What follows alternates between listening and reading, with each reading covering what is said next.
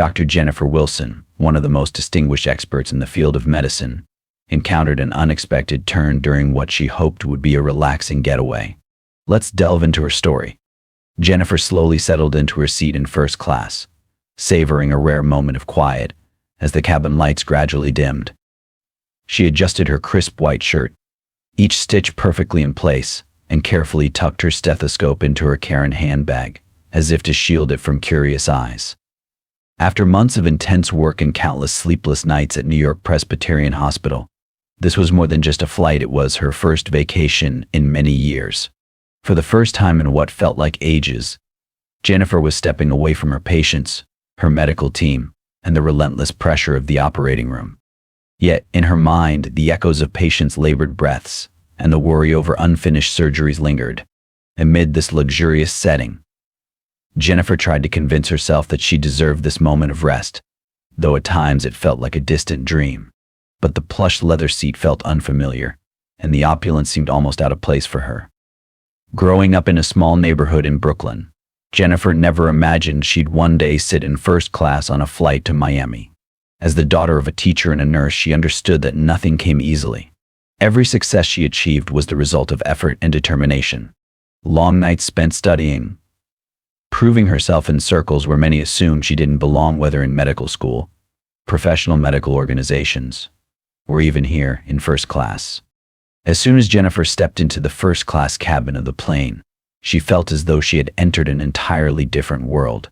The surroundings were filled with white faces, all fixated on her, as if she were an alien. Those stares were not merely curious, they were laden with overt prejudice and disdain. "This is first class, not meant for people like you," A passenger proclaimed loudly, their tone dripping with sarcasm. "Did you steal someone's ticket or confuse this with another section?" Jennifer stood frozen, feeling as if she had been struck by lightning on a clear day. The words pierced her heart like a knife, making her feel like an outsider, unworthy of her place. The heavy burden of bias pressed down on her soul, but Jennifer knew she couldn't let such cruelty deter her. She lifted her boarding pass, asserting firmly, her voice cutting through the tense silence. "This is my seat." Her gaze was steady, filled with a fierce determination, as if each word was a declaration of her right to be there. She stared directly at the unfamiliar faces, their mocking and derisive gazes piercing through her. It felt as if every eye was trained on her, yet nothing could dampen the inner strength she felt at that moment. Jennifer could sense the tension in the air, as if her words had created a pause, causing everyone to halt in their tracks.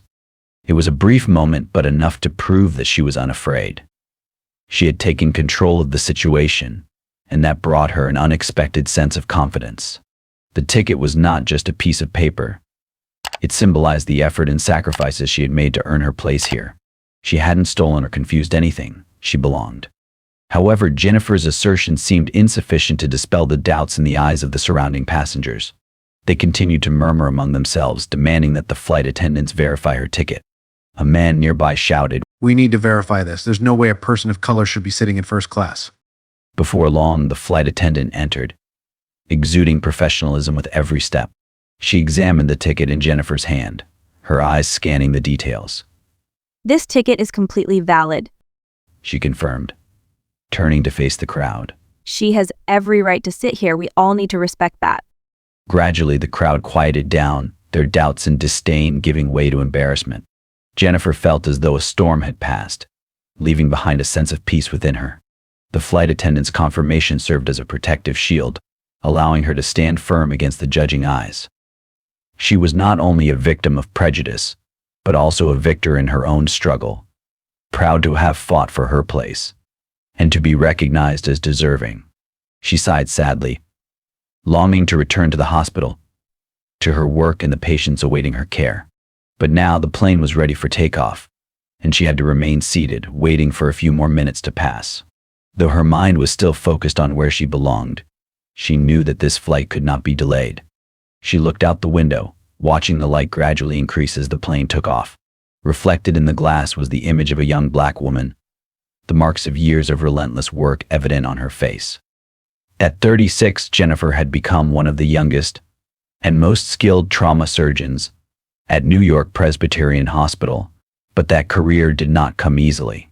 Every step she took was met with skeptical and prejudiced gazes, subtle yet ever present, filled with doubts, disdain, and thoughts that she was not truly deserving simply because she was a person of color. She had even hesitated to tell many people that she was going on vacation. Her colleagues had recently urged her onto the plane, emphasizing that she needed a few days for herself. Yet now the feeling of guilt clung to her as her fingers unconsciously brushed against the familiar shape of the stethoscope in her bag. Just a few minutes later, the airplane door opened, and a man in his 50s appeared. He was the last passenger to board. He wore an expensive suit that didn't quite fit, struggling to cram a bulky bag into the overhead compartment. He huffed and puffed, his face flushed, muttering in annoyance. Jennifer observed him and spoke up. Excuse me, do you need a hand? She asked kindly. However, the man merely glanced at her, responding in a gruff voice. No, I can manage. Before continuing to wrestle with his bag. She grimaced slightly as the bag swayed precariously, just as a flight attendant appeared beside her. Sir, I'm afraid this bag is too large for the overhead compartment. We need to check it in, the attendant said. The man turned, his face becoming even redder with anger. Are you serious? I've been flying first class for years and have never had an issue with this bag. The attendant calmly replied. I understand, but we must adhere to safety regulations for everyone. Eventually, he begrudgingly handed over the bag and plopped down into the seat next to Jennifer, his bulk spilling over into her armrest. First class isn't what it used to be. He grumbled loudly, clearly wanting her to hear. Jennifer smiled politely and responded. It can be a bit inconvenient at times, but I'm sure they're just trying to ensure the safety of all passengers. The man turned to look at her, his eyes narrowing and his lips curling slightly in a sneer, his voice dripping with sarcasm. Really? What do you know about safety? Are you some kind of expert? Jennifer felt the familiar tension in her chest, a sign of an impending unpleasant confrontation. Actually, I'm a trauma surgeon, she replied, standing her ground and meeting his gaze. Dr. J. Wilson. For a moment, the man seemed taken aback in surprise. Oh, is that so? He said slowly. Travis.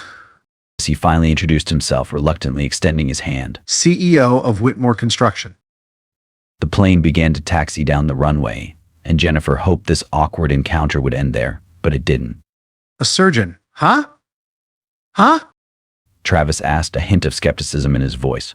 What kind of surgery? Trauma. Jennifer replied, maintaining a polite yet firm tone. I handle emergency cases, car accidents, gunshot wounds, that sort of thing. Impressive for someone your age. Jennifer felt her jaw tighten. She had heard that tone before, the barely concealed surprise that someone like her could have such a prestigious career. I've been practicing for nearly a decade.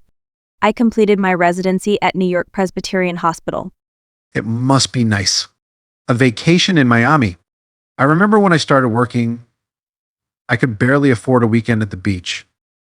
Jennifer struggled to keep her response in check. I saved for this trip. It's important to take care of yourself in a stressful job. Self-care. What do they call that nowadays? Jennifer's patience was wearing thin, but she didn't want to argue any further. As the plane gradually lifted off the ground, she felt a flutter of restlessness in her heart. She adjusted her posture, trying to soothe the tension in her shoulders. Closing her eyes, she fell into silence, yearning to find a moment of peace amidst the surrounding noise. The sounds of the airplane's engines and the murmurs of conversation faded into the background, and for a moment she felt detached from this tense environment. Thoughts floated through her mind like clouds, and Jennifer reminded herself that she only needed a few minutes to recharge before embarking on her journey. As the flight attendant walked down the aisle, carrying warm towels and drinks, Jennifer leaned back in her seat, feeling the fatigue settle in her muscles. She allowed herself a moment to reflect, letting her mind drift back to the past she had traveled from her years studying at Stanford to the day she graduated from Harvard Medical School. It had been an unrelenting journey, a fierce battle to reach perfection. From a young age, Jennifer understood that with her skin color, success wouldn't come easily. She had to work twice as hard as those around her, proving herself against skeptical looks and disdain. But she did it. Each promotion, each award, each successful surgery stood as a testament to her perseverance and determination. In a world that was never easy for people of color, every success Jennifer achieved was not just a personal victory, but also a powerful message to others that they too could overcome barriers and pursue their dreams. As the plane continued to ascend, Travis fidgeted in his seat, his gaze frequently darting toward Jennifer Wilson. In his eyes was a mix of skepticism and discomfort, as if the sight of the woman beside him didn't align with his expectations of first-class passengers. But Jennifer remained calm, her confidence was unshaken. She sensed something simmering beneath the surface, Travis's frustration, along with a hint of the subtle prejudice he tried to conceal. The conversation had stalled, but Jennifer knew this wasn't the end. Something bigger was about to unfold, and she was ready to face it when it came. Jennifer Wilson sat there, sighing and feeling sad, the air between them thick with tension, the silence stretching out as if it were swallowing everything. Suddenly, Travis instinctively clutched his chest, his face pale, eyes bewildered as the pain tightened like a hammer pounding against his ribcage. His breath became ragged and his expression twisted in agony. As his breaths grew more erratic, before Jennifer could comprehend what was happening, he lurched out of his seat, falling into a severe heart attack. She was stunned but didn't hesitate, immediately unbuckling her seatbelt and rushing out of her seat. Passengers were in disarray, anxious whispers spreading throughout the cabin as the situation intensified. Just as the flight attendants approached with a first aid kit, before they could act, Jennifer's clear voice rang out above the chaos. I'm a doctor. Let me help. Without waiting for anyone's response, she quickly knelt beside Travis, carefully checking his breathing and beginning rescue maneuvers with professionalism. Her hands were quick yet decisive as she gently tilted his chin up to clear the airway, her eyes never leaving his pale face. The flight attendant stepped back, giving Jennifer space, while the surrounding passengers held their breath, watching her every life-saving move. Time seemed to stand still, with only Travis's weak breaths and Jennifer's absolute focus, pouring all her energy into bringing him back to life.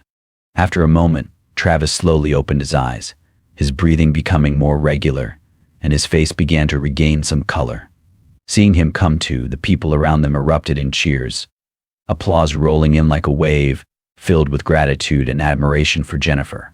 She let out a small sigh of relief, her expression softening at the sight of him safe. Travis, still somewhat dazed, looked up at Jennifer with a gaze of astonishment mixed with unhidden gratitude. In that moment, he realized that the woman he had once looked down upon due to prejudice was now the one who had saved him from the clutches of death. Jennifer said nothing, simply standing up and leaving Travis with an indescribable feeling of regret. He understood that sometimes courage and compassion know no color. Travis sat in silence for a moment, filled with regret for his earlier blind prejudices.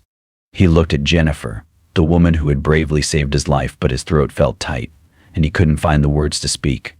For a few moments, he could only remain silent, his eyes following her hands, the hands that had given him a chance to live. Sitting uncomfortably in his seat, Travis glanced at Jennifer, trying to muster the courage to speak, but he didn't know where to start. The man who had once been confident and assured of his place in the world now appeared hesitant and anxious. After a long pause, he finally spoke. Dr. Jennifer Wilson. And his voice was much softer, almost weak. I owe you an apology. Jennifer turned to look at him, her expression calm and inscrutable. She didn't respond immediately, allowing his words to hang in the still air. Travis continued, his voice trembling, clearly struggling to express his true feelings. I was wrong about you, about everything. I didn't realize. He paused, discomfort etched on his face. I shouldn't have judged you like that. I'm sorry. At that moment, Jennifer smiled gently, her gaze warm yet firm, as if to remind him that kindness requires no distinctions or conditions. Jennifer calmly opened the book in her hands, each page gently pulling her away from the recent events. She knew she had done what needed to be done. Saving lives was her instinct and duty, nothing more. The incident had closed, and she didn't dwell on it any longer. But deep within her mind, a great concern still troubled her, the brutal racism she had witnessed and continued to witness. She thought of people of color, who not only faced disdainful glances but also endured deep-seated social prejudices and injustices. They were judged solely by the color of their skin, oppressed in many areas, from education to employment. Jennifer recalled the stories shared by friends and colleagues about the challenges they faced while searching for jobs, where their skills and abilities often went unrecognized simply because they didn't have white skin. There were those who lived in constant anxiety, fearing for their safety and that of their families solely because of their skin color. They encountered discrimination even in stores, coffee shops, or on the streets, where they could be suspected simply for looking different. These hardships not only affected individuals but also diminished the spirit of entire communities, leaving them feeling isolated and unaccepted. Jennifer sighed, realizing that the fight against racism was not just the duty of one individual but the responsibility of everyone. She wanted to contribute to changing this, not only for herself but for all those who had to live under the oppression that she found truly brutal. She was determined that she would not be silent, would not allow this injustice to continue. For Travis, Jennifer's silence felt like a direct slap to his pride. Sitting next to her, he felt awkward and surrounded by chaotic thoughts, still not fully grasping everything that had just happened. He glanced at Jennifer, now devoid of any smugness or prejudice in her eyes. Those feelings had faded, replaced by confusion and a gnawing sense of guilt. Travis realized with a sharp discomfort that he had hastily judged her based on biases and ignorance. The thoughts he had harbored about Jennifer simply because of her skin color and appearance now seemed faint and shameful. Facing the calm woman reading beside him, Travis felt as though he had to look clearly at himself, recognizing his own narrow-mindedness and misconceptions, and understanding that Jennifer far exceeded the limitations he had once imposed on her. The roar of the airplane engines underscored that the journey was ongoing, as if life continued to flow without waiting. The passengers around him returned to their daily rhythms, chatting, reading, and sinking into their own thoughts. But Travis, sitting there, no longer felt at peace like before. A new, clear, and intense awareness surged within him about the things he needed to do, not only to thank Jennifer but to rectify the mistakes rooted in his own prejudices. He wondered how much change he could bring by contributing to communities fighting to eliminate racism, helping those who had endured the same looks and words he had directed at Jennifer. Images of workshops, media campaigns, and sincere conversations about equality kept flashing in his mind. He envisioned himself standing there, explaining, listening, seeking ways to help others see people for their character and heart, rather than just their skin color. Travis knew that this would be a long journey with many challenges ahead, but he was ready. He envisioned specific plans, from contributing to human rights organizations to personally organizing discussions about prejudice, so that people like him would understand that differences should not be a reason for distance. Now, instead of seeing Jennifer merely as the person who saved his life, he viewed her as a symbol of courage, a spark that ignited his entry into a new journey, one to fulfill the true meaning of gratitude and genuine change from within. After several hours of flying, the plane finally landed safely, and the passengers began to unbuckle their seats. Travis turned to look at Jennifer, feeling more grateful than ever. "Thank you so much, Jennifer," he said, his voice sincere. "I'd really like to take you out for a meal to show my appreciation. But Jennifer smiled gently, shaking her head. No need, Travis. I just did what I thought was right. Though disappointed, Travis understood and respected her decision. However, he didn't want this meeting to end there. Jennifer, I promise I will do everything I can to eliminate racism," he said, determination shining in his eyes. "My story may not be grand, but I will share it and fight for people like you. I hope you will trust me." Jennifer looked into his eyes and saw the sincerity in his words. I believe change begins with small actions. I will support you, Travis. As they both stepped off the plane, their minds were filled with hope. What had happened was not merely an incident on a flight, but the beginning of a new journey, one aimed at achieving justice and ending prejudice. As they parted ways, Jennifer felt a surge of happiness, a joy that was hard to describe spreading through her heart. It wasn't just because she had saved a life today, though that was meaningful. It was merely what she did, what she had been trained for, and what she had dedicated her life to pursue. No, this feeling of relief came from something more subtle yet equally important. For the first time, Jennifer felt as though the invisible barriers she had faced for so long were beginning to crack, if only just a little. She realized that the prejudices that had haunted her for years no longer held the overwhelming power they once did. Saving Travis was not just the right thing to do. It was a clear message that compassion and courage can overcome any barrier. She felt that everyone, regardless of skin color or background, could connect through shared values, and that brought her a profound sense of hope. This feeling was like a breath of fresh air, igniting within her the flame of determination. Jennifer knew that her work was not just about being a doctor, but also about being a champion for equality. She walked forward, filled with the belief that her efforts would help make the world a better place, where everyone is respected and valued for their dignity, not their skin color, where one starts is less important than the value and essence of each individual personality. It is not merely a fleeting moment on a flight, but a symbol of the potential for change, the necessity to confront one's own prejudices, and the inner strength of each person to create positive waves in society. The story has perfectly reconnected, providing both Jennifer and Travis the opportunity to grow while encouraging the audience to engage in that journey. The call to action does not need to be complex or grand, it is simple yet powerful. Start from where you stand, interact with those around you, and choose to become a better version of yourself. Look deeper than the surface, embracing the diversity and humanity of those around you. That is the most profound lesson of the story. Change begins with an individual, but it can create a ripple effect that influences many others.